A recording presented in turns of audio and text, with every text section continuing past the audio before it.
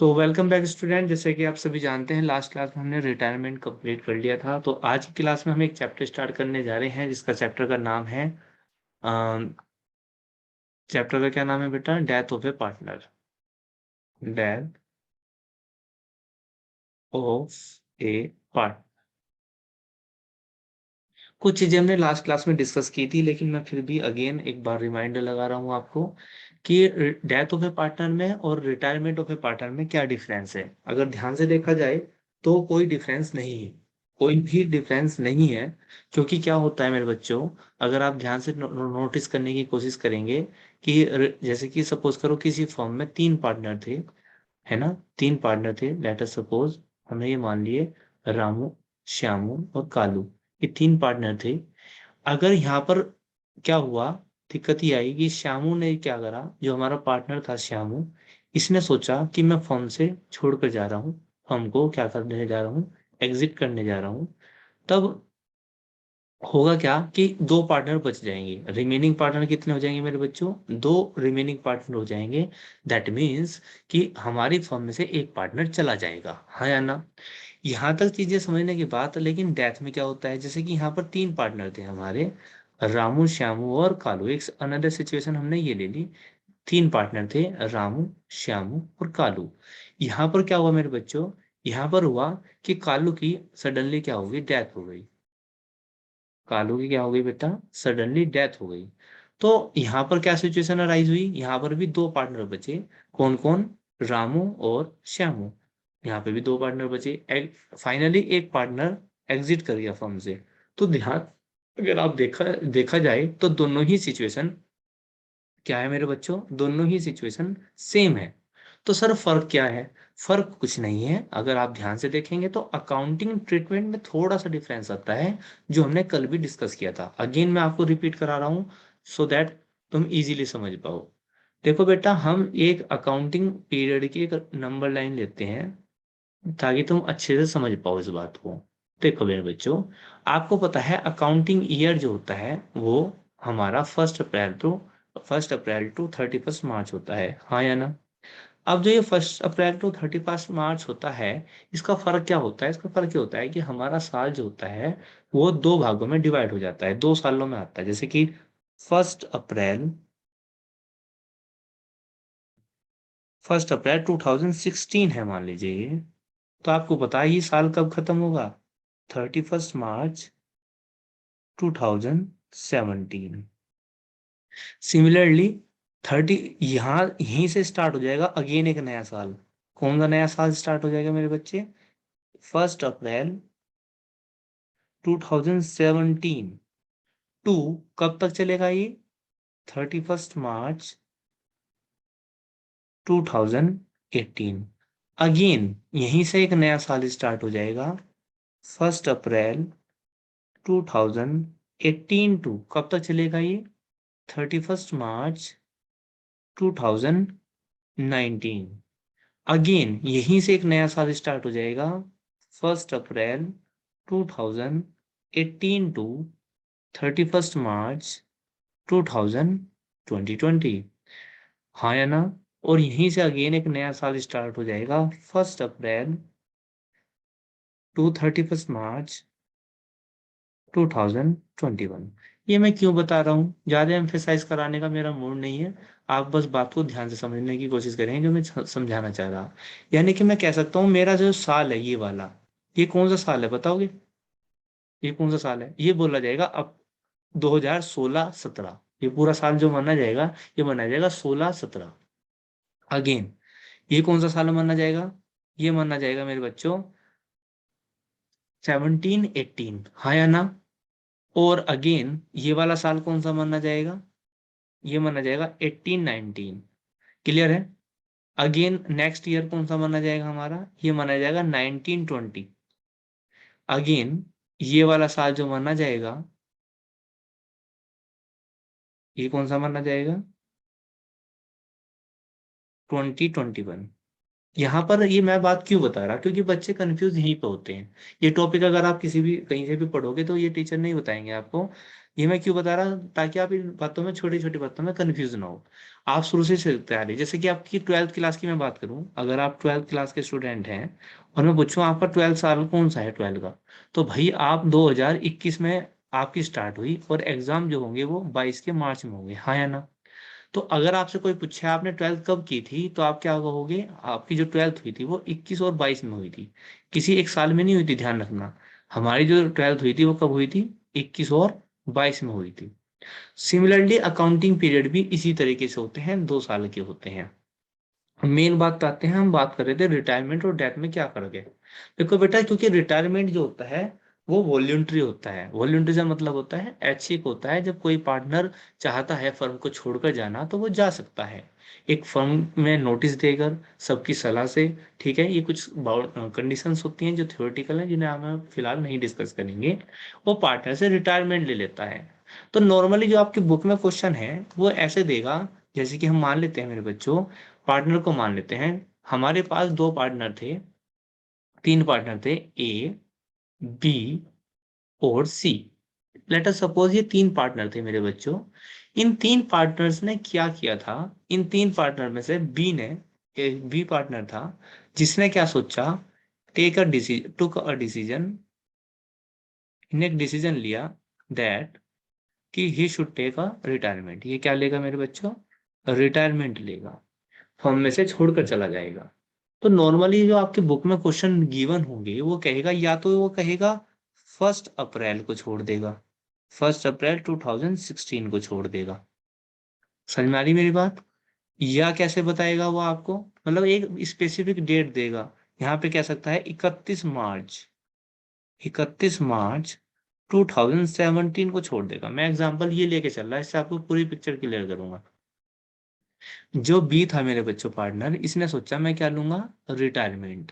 और रिटायरमेंट कब लेगा बेटा वो, 31 मार्च 2017 में।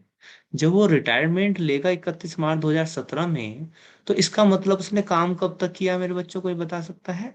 उसने 1 अप्रैल टू 31 मार्च यहाँ तक काम किया। इट मीन्स क्या हुआ, इट मीन्स उसने फुल ईयर काम किया, हाँ या ना। बताओ, माइक खोल के बता सकते हो यहाँ तक क्लियर है क्या। अगर उसने हाँ जी। 31 मार्च 2017 तक 17 को रिटायरमेंट लिया, इसका मतलब है उसने 1 अप्रैल से काम किया था पूरे साल। 2016 से, उसने पूरे साल काम किया। माइक बंद कर लो। अब यहाँ पर क्या हुआ मेरे बच्चों, यहाँ पर ये हुआ कि साल के एंड में हम अपने अकाउंट्स बनाते हैं, हाँ या ना। साल के एंड में हम अपने अकाउंट्स प्रिपेयर करते हैं।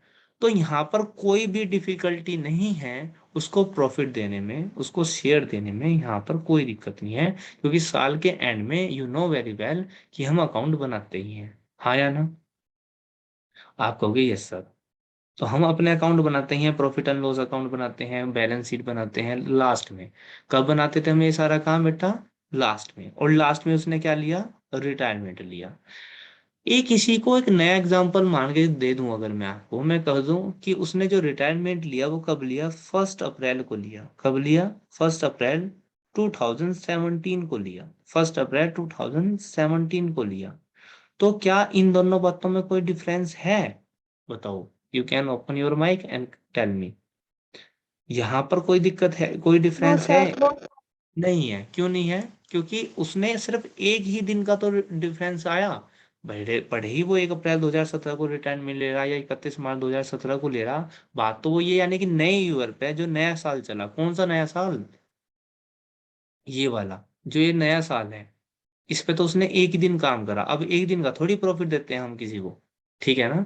तो कहने का मतलब, चाहे वो आपको एक लास्ट की डेट दे दे या बिल्कुल शुरुआत की डेट दे दे, तो जिस साल की अकाउंटिंग कर रहे हैं हम, किसकी अकाउंटिंग कर रहे हैं, 16 और 17 की, तो बात तो एक ही है। खैर आपको इसमें नहीं जाता, मैं मेन बात समझा दूं मैं क्या है, तो समझ में आ गया होगा। रिटायरमेंट में क्या होता है, आपकी बुक्स में जो क्वेश्चन है वो नॉर्मली गिवन इस तरीके से हैं कि स्टार्टिंग से स्टार्ट हुआ, लास्ट में उसने रिटायरमेंट ले लिया। ठीक है मेरे बच्चों, ये सर यहाँ तक क्लियर है। अब एक बात को यहाँ पे समझिए कि डेथ में क्या होता है। डेथ में विडंबना स्टार्ट होती है यहाँ से, कहाँ से, कि उसने जो, सपोज करो डेथ तो पूछ के नहीं होती या पूछ के हो जाती है, मुझे बताओ। नहीं जी। डेथ थोड़ी पूछ के होगी। एकदम मर जा जी। बिल्कुल। तो यहाँ सपोज करो उसने फर्स्ट, हमारा ईयर कौन सा चल रहा था, हम एग्जांपल क्या लेके चले थे, हम ईयर ये लेके चले थे, सोलह हमारा सत्रह फर्स्ट चल रहा था। हाँ 16-17, 1 अप्रैल टू हमारा 31 मार्च तक ईयर था, ठीक है मेरे बच्चों। अब इसने क्या हाँ किया, जी। माइक बंद कर लो शिवांग। अब इसमें क्या हुआ, इस साल में क्या हुआ मेरे बच्चों, इसमें ये हुआ कि एक पार्टनर था, कौन सा पार्टनर था हमारा, बी। सपोज करो उसकी डेथ होगी यहाँ पर, यहाँ कहीं बीच में उसकी डेथ होगी, यानी कि स्पेसिफिक पॉइंट पे उसकी डेथ होगी, ठीक है। और महीना हम खुद से मान के चल रहे हैं, मैं खुद बता रहा हूँ। मान लेते हैं यहाँ पर जो टाइम चल रहा था वो चल रहा था 31 जुलाई, ये 31 जुलाई था, ठीक है मेरे बच्चों। तो यहाँ पर क्या दिक्कत आई, यहाँ पर दिक्कत ये आई कि इसने यहाँ पर कुछ महीने काम कर दिया। कैन यू टेल मी कितने महीने इनने काम कर दिया? 4 महीने सर। बिल्कुल सही। इसने क्या करा, इसने डेथ वाले केस में इसने, क्योंकि डेथ सडनली होगी, तो इसने 4 महीने काम कर दिया, 4 मंथ्स इसने काम कर लिया। 4 मंथ्स कौन कौन से थे, अप्रैल, मई, जून एंड जुलाई। जुलाई। तो ये 1, 2, 3, 4, ये 4 महीने उसने जो है बेटा काम कर दिया। अब सर क्या दिक्कत है, तो यहाँ पर दिक्कत कुछ नहीं है, दिक्कत यहाँ अराइज होती है क्योंकि जिसकी डेथ हुई बी की, जाहिर सी बात है बी का कोई वारिस होगा, है ना, एग्जीक्यूटर होगा, तो वो आकर खड़ा हो जाएगा, वो कहेगा, सपोज करो इसका सन है, इसका बेटा है, उसने आके कहा फर्म्स को कि मेरे पापा का हिस्सा मुझे दे दो। अब दिक्कत कहाँ खड़ी होती है बेटा, दिक्कत यहाँ आके खड़ी होती है डेथ में, कि हमारे अकाउंट कब क्लोज होंगे बेटा, बताओगे?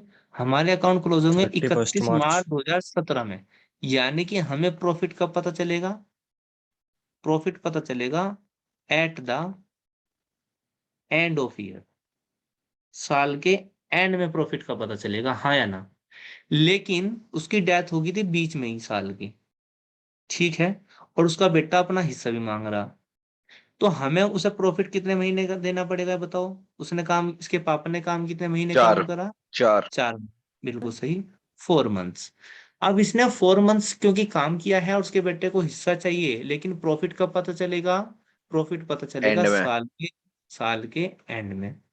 तो अब क्या करना होगा, तो प्रॉफिट निकालना पड़ेगा 4 महीने का, 4 मंथ्स निकालना पड़ेगा प्रॉफिट। लेकिन जो हम आज तक पढ़ते हैं 11th से क्लास में अब तक, वो हम पढ़ते हैं कि सारे अकाउंट लास्ट में प्रिपेयर होते हैं, और बीच में तो वैसे भी नहीं कर सकते कि इसके इसके बी के लिए हम, माइक बंद कर लो, बी के लिए हम दोबारा से कैलकुलेट करें, ऐसा पॉसिबल भी नहीं है। तो इसका क्या तरीका है सर, इसका तरीका ये होता है, हम प्रॉफिट को क्या करते हैं बेटा, प्रॉफिट को निकालते हैं खुद से 4 महीने बाद ही। कैसे, एक आधार बनाकर, आधार मानने तो एक बेस बनाकर, ठीक है ना, आधार कार्ड नहीं, ठीक है ना, एक बेस बनाकर, बेस कैसे निकाल सकते हैं, हम किसी भी चीज को बेस मान सकते हैं, वही हमारा आज का टॉपिक है। आई होप आप मेरी बात को समझ गए होंगे, मैं क्या बताना चाह रहा, कि रिटायरमेंट एक स्पेसिफिक डेट पे होती है, साल के एंड में होता है, साल के शुरुआत में होता है, तो हमें लास्ट ईयर तक के प्रॉफिट को पता होता है, उसको प्रॉफिट देने में हमें दिक्कत नहीं आती है। लेकिन रिटायरमेंट कभी भी हो सकती है, 1 महीने बाद, 2 महीने बाद, साल के बीच में, 6 महीने बाद।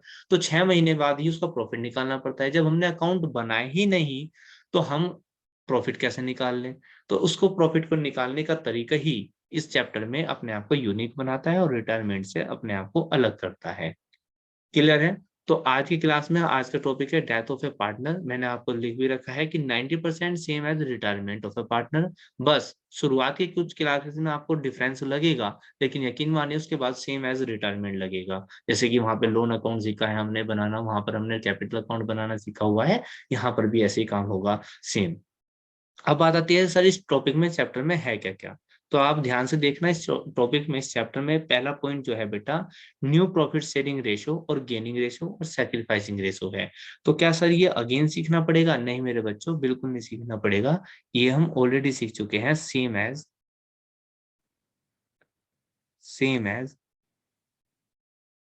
रिटायरमेंट, बिल्कुल ऐसा ही है जैसा कि कहा था रिटायरमेंट में। Got it? अब आता है दूसरा टॉपिक। सर दूसरा टॉपिक क्या है? Calculation of profit. Can you see? Calculation of profit जो मैंने आपको बताया था, इस चैप्टर में हम करने वाले क्या है, हमें प्रॉफिट निकालना पड़ेगा। क्या निकालना पड़ेगा? Of a disease partner. Disease partner होता है जिसकी डेथ हो गई है। तो जिस पार्टनर की डेथ हो गई है हमें उसका क्या निकालना पड़ेगा? प्रॉफिट निकालना पड़ेगा। तो इसमें टॉपिक कौन से हो गए मेरे बच्चों? इसमें दो टॉपिक हो गए, हाउ टू कैलकुलेट प्रॉफिट और ट्रीटमेंट ऑफ प्रॉफिट। क्लियर होगी बात? तीसरा टॉपिक क्या है इसमें?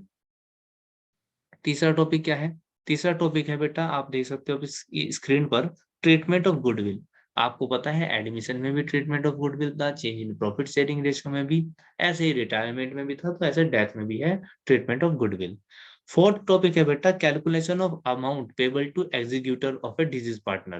दैट मीन्स उसके वारिस को, उसके एग्जीक्यूटर को जिसकी डेथ हो गई, उसको कितनी अमाउंट देनी है, तो वो अमाउंट कैलकुलेट करनी। वो कैसे निकालते हैं? एग्जीक्यूटर का अकाउंट बनाकर।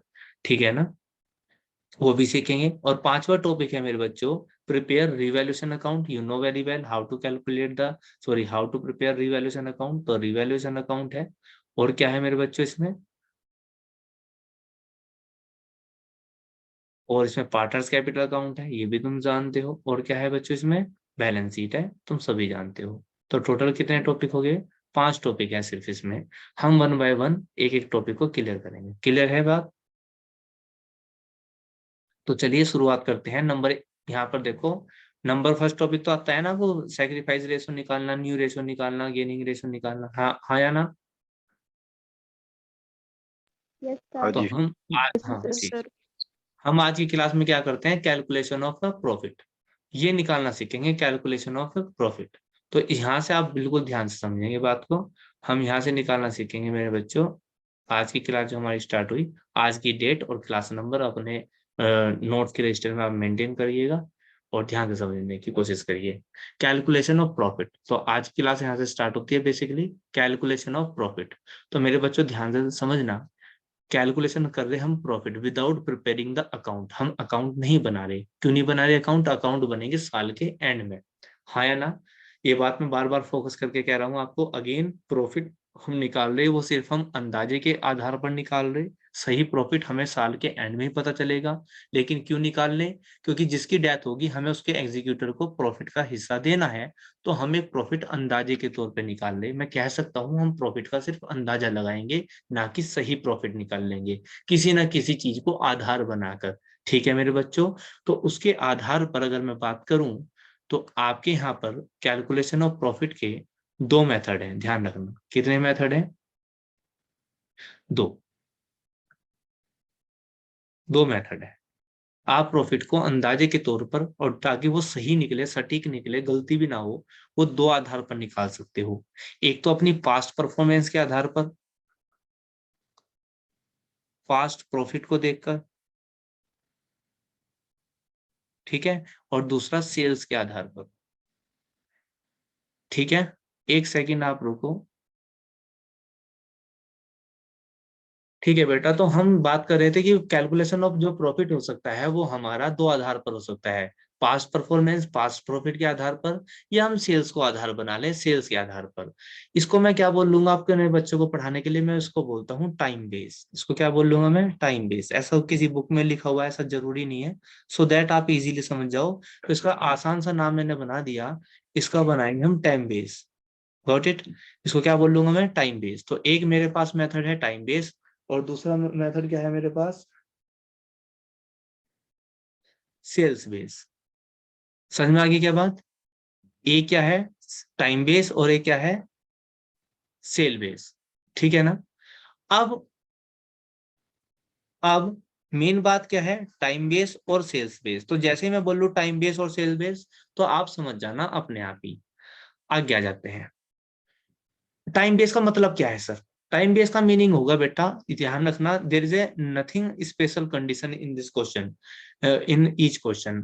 किसी भी क्वेश्चन में कोई स्पेशल कंडीशन नहीं होगी, ध्यान रखना मेरी बात को। यहाँ पर आप प्रॉफिट को कैसे निकाल सकते हैं? देखो, प्रॉफिट के बारे में आपको बोलेगा कि लास्ट ईयर का प्रॉफिट, लास्ट ईयर का प्रॉफिट, जो पिछले साल का प्रॉफिट है, वही इस साल का प्रॉफिट हो जाएगा। वो आपको ऐसे बोल सकता है, पिछले 3 सालों का एवरेज जो प्रॉफिट है, वो आपका इसी साल का प्रॉफिट हो जाएगा। वो आपको ऐसे भी बोल सकता है कि पिछले 2 साल का प्रॉफिट जो है वो इस साल का प्रॉफिट हो जाएगा, दोनों का टोटल, पिछले 2 साल का टोटल, पिछले 2 साल का टोटल इस साल का क्या बन जाएगा, प्रॉफिट बन जाएगा। आप माइक ओपन करके मुझे समझ बताओ कि क्या ये बात समझ में आई। मैंने कहा इस पे कोई स्पेशल नहीं होगा, या तो 3 साल का एवरेज प्रॉफिट होगा, या लास्ट ईयर का प्रॉफिट को कह देगा हाँ इस साल जी। का प्रॉफिट मान लो, या कह देगा पिछले 2 सालों का टोटल कर लो, या 3 सालों का टोटल कर लो, या 5 सालों का टोटल कर लो, वो इस साल का प्रॉफिट होगा। क्लियर होगी बात। और यस ज्यादा सिर सर। में दर्द, हाँ सर माइक बंद कर लो, ज्यादा सिर में दर्द करने की जरूरत नहीं है। एक बात भी है कि जब सेल बेस कहेगा ना तो साफ साफ बता देगा, अगर सेल बेस नहीं है तो समझ जाना ये फर्स्ट वाला ही मेथड है। अब यहाँ पर मैं क्यों स्पेसिफिक नहीं बता रहा आपको, क्योंकि हर क्वेश्चन में हर लैंग्वेज और पेपर में नई लैंग्वेज भी यूज कर सकता है। तो जैसा वो कहेगा ना, हम कह सकते हैं अकॉर्डिंग टू क्वेश्चन। इस क्वेश्चन में आपको कुछ नहीं करना पड़ता, आप कुछ करना पड़ता है अकॉर्डिंग टू क्वेश्चन। जैसा क्वेश्चन में कह दिया ऐसे चलो, यहाँ पर कोई मेथड नहीं है। हाँ लेकिन अगर मैं सेल बेस की बात करूं तो मैं आपको यहाँ पर निकालना भी सिखाऊंगा, और कैसे करते हैं टॉपिक को वो भी सिखाऊंगा। क्लियर होगी मेरी बात। देखो बेटा, जैसे कि मैं कहा पहले मेथड में कुछ नहीं है, आपको जैसा कहेगा ऐसा करेंगे, कुछ क्वेश्चन करेंगे तभी आपको समझ में आएगा। तो आप सेकंड मेथड समझिए, सेकंड मेथड को कैसे करते हैं। देखो मेरे बच्चों,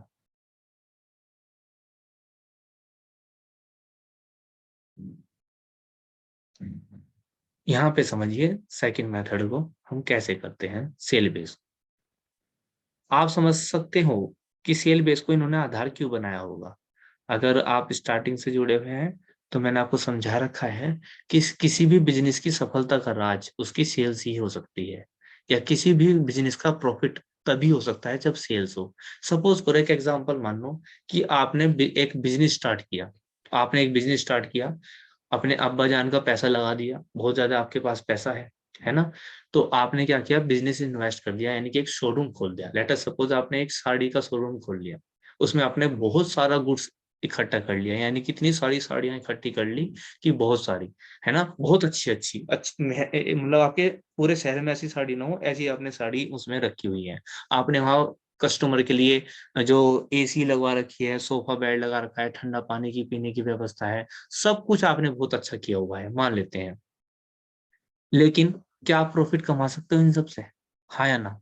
नहीं कमा सकते। कब कमाओगे प्रॉफिट, अगर सेल्स हो जाए। तो प्रॉफिट तभी पॉसिबल है अगर सेल्स हो जाए। दैट्स वाई इन्होंने सेकंड मेथड जो बनाया है प्रॉफिट को कैलकुलेट करने का, वो आधार है सेल्स का। यहाँ तक बात समझ में आ गई। यहाँ तक बात समझ में आ गई। तो सेल्स को आधार बनाएंगे, किसको आधार बनाएंगे, सेल्स को, और जो सबसे अच्छा होता है। अब सर सेल्स को आधार बनाकर क्या क्या पता चलेगा। देखो हम क्या करेंगे, इन क्वेश्चन में गिवन क्या होगा, 90%, 99% आपको गिवन होगा लास्ट ईयर सेल्स। मेरी बात को ध्यान से सुनते रहना, नोट कर लेना बाद में। लास्ट ईयर सेल्स आपको गिवन होगी, लास्ट ईयर प्रॉफिट गिवन होगा, लास्ट ईयर प्रॉफिट गिवन होगा। तो इन दो चीजों के आधार पे आपको पता क्या करना पड़ेगा, आपको निकालनी पड़ेगी एक रेट। किसकी रेट, रेट ऑफ प्रॉफिट। अगर आप लास्ट ईयर के प्रॉफिट्स है, लास्ट ईयर की सेल्स है, अगर आप क्या निकाल लो, रेट ऑफ प्रॉफिट निकाल लो, तो आपको ये पता चल जाएगा आप हर साल सेल्स के आधार पर, लास्ट ईयर सेल गिवन होगी, आप उस रेट से हर साल का प्रॉफिट निकाल सकते हो। Can you understand. Let us take an example.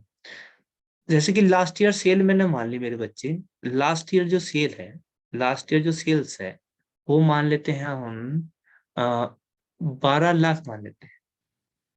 पिछले साल 12 लाख की हमारी क्या हुई थी, सेल हुई थी। और जो प्रॉफिट हुआ था, जो प्रॉफिट हुआ था मेरे बच्चे, वो हुआ था 1,20,000 का, या सॉरी, हाँ 1,20,000 का प्रॉफिट मान लो आप।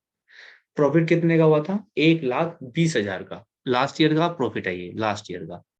तो अगर मैं आपसे पूछूं किस दर से उन्होंने प्रॉफिट कमाया था, अगर मैं आपसे रेट पूछूं तो रेट कैसे निकलेगी, तो मैं रेट निकाल लूंगा। कभी भी रेट निकालनी होती है तो उसका फॉर्मूला भी हैंड टू हैंड यहीं पे नोट कर लेना। जिसको आपको परसेंटेज में बदलना, वो यानी कि किसको बदलना, प्रॉफिट को। प्रॉफिट इंटू 100 अपॉन बेस में हम क्या मान के चल रहे बेस को, बेस मान के चल रहे हम सेल, तो हम लिखेंगे अपॉन सेल। तो फॉर्मूला हमारा क्रिएट हो चुका। तो प्रॉफिट कितना था हमारा, 1,20,000 गुना 100 अपॉन 12 लाख। हाँ या ना? तो हम 0, 1 2 3 4 5, 1 2 3 4 5 और 12 धाम 120। तो कैन यू टेल मी कि रेट ऑफ परसेंटेज कितनी होगी, 10%। तो इसका मतलब हम जो प्रॉफिट कमाते हैं वो 10% की रेट से कमाते हैं। यानी कि अगर मैं करंट ईयर सेल दूं, current year cell current year cell दूं करंट ईयर सेल दूं कि इस साल की जो सेल है वो 1 लाख रुपए की सेल हुई, 1 लाख रुपए की सेल हुई, तो can you tell me profit कितना हुआ होगा? 10,000। Very good. हम सेल का क्या निकाल लेंगे मेरे बच्चे, परसेंटेज से निकाल लेंगे, 10% निकाल लेंगे इसका। तो जब मैं इसे निकाल लूंगा तो प्रॉफिट कितना हुआ होगा, 10,000। तो इस तरीके से दूसरा मेथड है। ये बात समझ में आ गई होगी, आई होप, कि आप सेल को कैसे आधार बनेंगे। लास्ट ईयर की सेल क्वेश्चन में देगा, लास्ट ईयर का प्रॉफिट देगा, रेट आप खुद निकाल लोगे अगर क्वेश्चन में नहीं थी। निकालने के बाद आप क्या निकाल लोगे, जैसे आपकी यहाँ 10% आ गई, उसके बाद आपको करंट ईयर की सेल्स भी देगा। उसके आधार पे आप जिस साल उसकी डेथ हुई, आप उस साल का प्रॉफिट निकाल लोगे। सिंपल। क्लियर होगी क्या बात सभी के? सभी यस बताएं। सर। Yes sir. सर। सभी के क्लियर है? Yes sir. Yes yes sir. Okay, sir. ठीक है। तो सभी के जब समझ में आ गया है, तो मैंने जैसे आपको रिपीट कर देता हूं मैं। फर्स्ट मेथड में कुछ नहीं है, जैसा क्वेश्चन में कहेगा ऐसा ही करना है। हम कुछ स्पेसिफिक हाथी घोड़े नहीं जोड़ सकते। लेकिन अगर मैं दूसरे मेथड की बात करूं तो मैंने क्या बताया, सेल्स को आधार बनाएगा। तो कुछ नहीं करना बेटा, first of all you have to calculate the rate of percentage. ठीक है ना, एक सेकेंड रुकिए।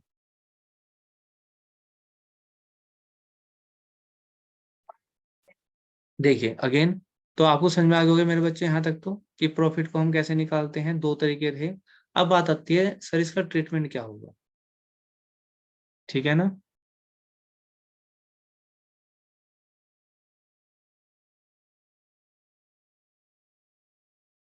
प्रॉफिट निकालने के बाद जैसे कि फर्स्ट मेथड देखिए, सबको आवाज आ रही है मेरी? Yes sir. Yes yes sir. Sir. First method को देखिए मेरे बच्चों।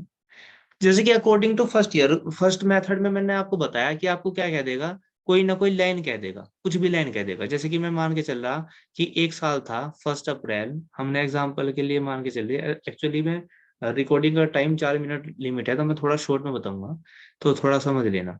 1 अप्रैल 2016 से हमारा साल स्टार्ट हुआ, और एक साल की बात कर रहा है ये, हमारा खत्म होगा ये 31 मार्च 2017। यहाँ पर इस साल के बीच में कोई एक पार्टनर था जिसकी डेथ मेरे बच्चों 30 जून को हो गई। कब हो गई? 30 जून को इसकी डेथ हो गई। तो सबसे पहले हमने मान के चल दिया कि इसने कितने महीने काम करा, इसने कितने महीने काम करा मेरे बच्चों, 3 महीने इसने काम किया, हाँ या ना? इसने 3 महीने जो काम किया है, हम इसका 3 महीने का प्रॉफिट मानेगा। तो ये कहेगा for this purpose we should take a profit of 2015 same as 2015। और यो आपको क्वेश्चन में बताएगा 2015 का जो प्रॉफिट था, मान के चलते हैं 2015 का जो प्रॉफिट था वो मान लेते हैं बेटा 1 लाख रुपए था। कितना था? 1 लाख रुपए। तो इसका मतलब क्या हुआ, इस पूरे साल का 2016 से लेकर 2017 तक का प्रॉफिट कितना हुआ बताओ? 1 लाख, हाँ या ना? 1 लाख। हाँ, 1 लाख ही हुआ ना इस साल का भी, क्योंकि हमने बताया जो 2016-17 का जो प्रॉफिट होगा वो 2015 वाला ही लेना।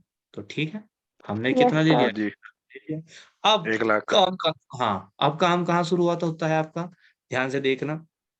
इस मेथड को खत्म कर लेते हैं। ये 1 लाख रुपए ना, ध्यान रखना टोटल प्रॉफिट आया, एक तो टोटल प्रॉफिट आया, एक क्या आया, ये फुल ईयर का प्रॉफिट आया, फुल ईयर का प्रॉफिट आया। अब मैं एग्जांपल मानता हूं हमारे पास 3 पार्टनर थे ABC, जिसमें से कि बी की डेथ हो गई थी 3 जून को। कितने पार्टनर थे? 3 पार्टनर थे जिनकी डेथ हो, जिनमें से बी की डेथ हो गई थी, और इनका प्रॉफिट मान लेता हूं मैं 2, 2 और तो 4 ले लेते हैं, है ना। मान लीजिए था, इसको सोल्व कर लेते हैं, 1:1:2 था, ये मान के चल लेते हैं। ठीक है सर, यहाँ तो समझ में आ गई बात। अब हमें क्या निकालना, बी शेयर निकालना, हाँ या ना, क्योंकि उसके जो एग्जीक्यूटर है मैं उसका हिस्सा किसको दूंगा, बी का हिस्सा ही तो दूंगा उसको, बताओ।